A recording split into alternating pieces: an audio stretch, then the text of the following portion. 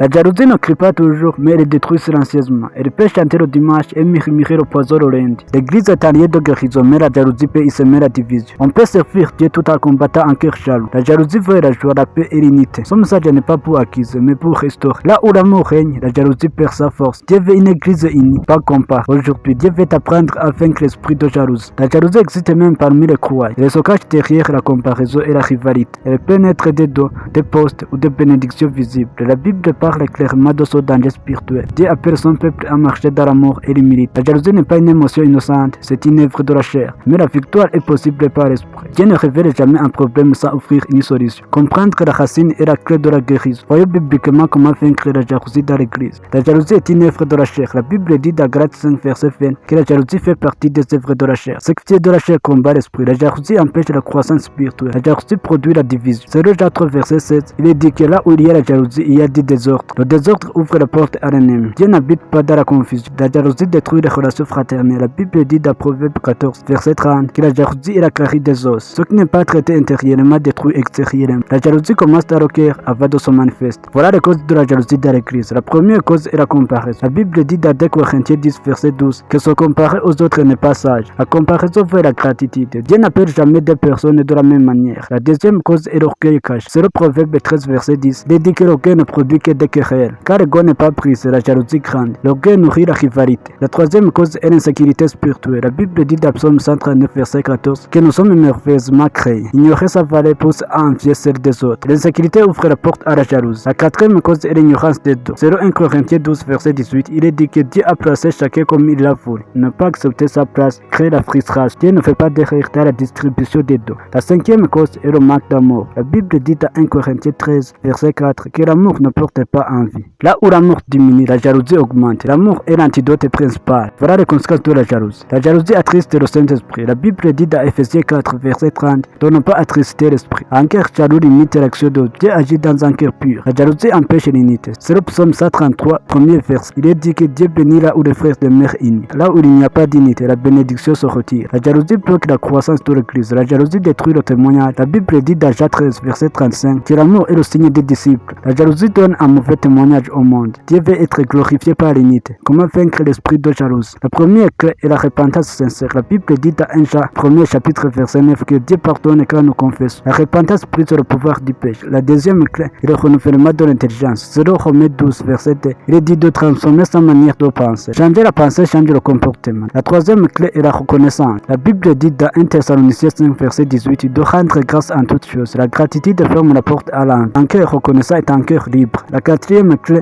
est l'acceptation de sa place. Selon 1 Corinthiens 12 verset 14, il est dit que le corps a plusieurs membres. Chaque membre est important. Ta place est nécessaire auprès de Dieu. La cinquième clé est l'amour volontaire. La Bible dit dans Colossiens 3 verset 14 que l'amour est le lieu de la perfection. Aimer est un choix spirituel. L'amour étouffe la jalousie. La sixième clé est l'humilité. Selon Philippiens 2 verset 3, il est dit d'estimer les autres supérieurs à soi. L'humilité guérit la rivalité. Et Dieu élève les simples. La septième clé est la prière sincère. La Bible dit dans Matthieu 5 verset 44 de prier pour ceux qui nous dérangent. La prière transforme le cœur. On ne peut pas haïr longtemps quelqu'un pour qui on prie. La huitième clé est la communion fraternelle saine. Selon Hébreux 10 verset 24, il est dit de s'exhorter à la mort. La vraie communion corrige les mauvaises attitudes. Voilà ce que Dieu produit quand la jalousie est vaincue. Dieu restaure l'unité. La Bible dit dans Ephésiens 4 verset 3 de conserver l'unité de l'esprit. L'unité attire la présence de Dieu. Agit puissamment dans l'harmonie. Dieu restaure la joie du service. Somme 100 verset 2, il est dit de servir l'éternel avec joie. La joie revient quand la jalousie disparaît. Le service devient un plaisir et Dieu libère les dons spirituels. La Bible dit dans 1 Corinthiens 12 verset 31 de chercher les dons pour édifier. Quand la jalousie meurt, l'édification grandit et Dieu est glorifié dans l'église. La jalousie n'est pas une fatalité. Ce que Dieu révèle, il peut le guérir. L'église n'est pas un lieu de compétition mais de collaboration. Dieu n'a pas besoin que tu sois quelqu'un d'autre. Il t'appelle à être fidèle là où tu es. La victoire commence par un cœur honnête. Choisir l'amour, c'est choisir la liberté. Dieu veut une église saine et une. Aujourd'hui est un jour de guérison intérieure. Laisse l'esprit sanctifier ton cœur. Examine ton cœur devant Dieu. Confesse toutes tes jalousies cachées. Décide de célébrer les bénédictions des autres. Choisis l'amour et l'humilité. Prie pour l'unité de ton église et engage-toi à servir sans comparaison. Somme ça t'a parlé, mets-le en pratique dès aujourd'hui. Partage-le avec quelqu'un qui a besoin de guérison. Écris un commentaire comme engagement devant Dieu.